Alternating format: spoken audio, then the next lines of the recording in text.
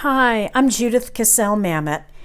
I'm going to show you a flip through of a recently completed journal. I'm working in an Arteza watercolor journal that is approximately 5.5 by 5.5. I really like the paper and I like the size. And as you'll see, I mostly worked with collage in this book, which means gluing down extra paper. And I knew it was going to get super thick because of the collage elements in here. So one of the things that I do with the journal when I know it's going to be thick and might put pressure on the binding is I find the signature, and the signature is where the bundle of pages have been sewn together. And I'll open up that signature, wet it down the seam, and rip the page away from that sewn area.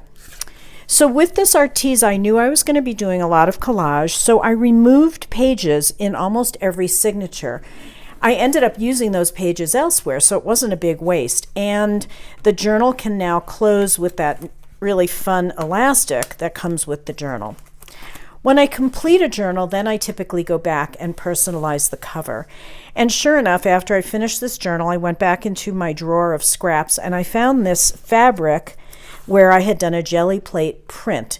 So it's attached to the cover, and then I wrote Free Falling. I started this journal in the middle or end of December, getting ready for the new year. And actually, as the 3 months went on, I have found myself in a bit of a swirl.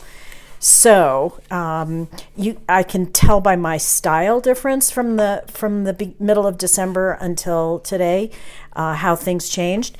But it was really fun. I picked out a word for the year, and my word for the coming year, this was middle of December, was the word soon, hoping that all of this insanity would be over soon. And then I had a friend who was telling me about a project where she was needing some buckets. So I painted some buckets, glued them down, and decided this is my metaphoric bucket into which I'm putting all the many kindnesses that have come my way and for which I'm super grateful. This is a bucket for all the other things that I prefer to get rid of. And this was just a fun page getting ready for the new year. And then this is when I started getting bitten by the collage bug in the new year. I have a drawer where I keep all my scraps. I found this really pretty paper, cut it into the swirls, which actually was kind of, again, significant as the months that went on became full of mental swirls. I like to add some watercolor around the collage, and then I use a water-reactive pencil. I like these by Inktense. There's a little paintbrush icon on it. That just means it's going to bleed with water, be water-reactive. So I like these Derwent Inktense brushes, and that's how I've done a lot of text in my book. This is just done with a pen and some watercolor, and there's that Inktense watercolor pencil for the writing, and then I added water to bleed that out. I started to have fun also not only with collage, but by applying gesso in the background using a credit card, and then when it was dry, I added watercolor, and I really liked the texture that came out. And this is more collage with more text on the side. And I have a different YouTube video showing how to create these floral shapes just randomly with collage papers. And I turned this page into an area with text as well. And now it's the new year and January 6th, and I was really shocked at what happened in Washington, D.C., and really started to question, just a minute here, folks, you know, the American flag seems to have been appropriated by a force that I don't agree with. And so I played on this page with just kind of a different image of the American flag and questioning who owns it and what's going on with that symbol.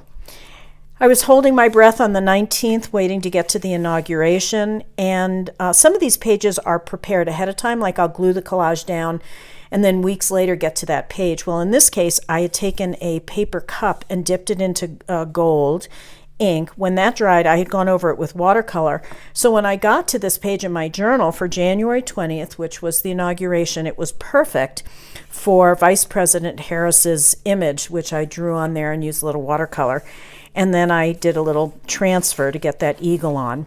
And of course, it was a really funny image of Bernie Sanders I had to include, and Amanda Gorman, who was so amazing. Here's another example of the gesso and the watercolor, and then adding my own sketches and then adding those collage elements. And then things started to get a little bit on the dark side for me and my husband. We just were in the process of moving. We weren't feeling so well. So I did a couple of collages in the same technique, gesso, watercolor, spray. We got our vaccination. And more collages with the decorative elements, in this case leaf shapes and those dots, added after the collage pieces were just glued on randomly.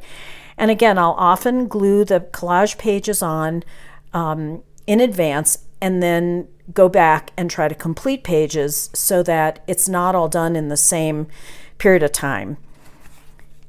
And then some of these were on, I have a YouTube that shows these little collage bundles I made, and I like to add some decorative elements, some of my own drawing. And I love finding words to add, a reminder of gratitude. And another collage that I completed and then days later added the background watercolor and then decided it needed some more graphic elements and my text. This was done in the same fashion.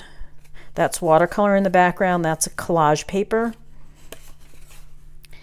And then we had a COVID test, and there was a big red exclamation point where it said positive. So my husband and I both tested positive for COVID February 19th and found poetry. What do you know? Getting sick and other calamities. That was wild to find those words and do that collage. And then I did this collage with some papers that a dear friend sent me, and that was fun to add those into the book and then add my text. And the one thing I like about this page also that I think visually ties it together are all these little splatter dots. To do that, I just dipped my paintbrush in the paint and flicked it so that I got those splatters going. I think that worked okay on that page. And this page is kind of funny. I created that collage, again, days in advance, weeks in advance.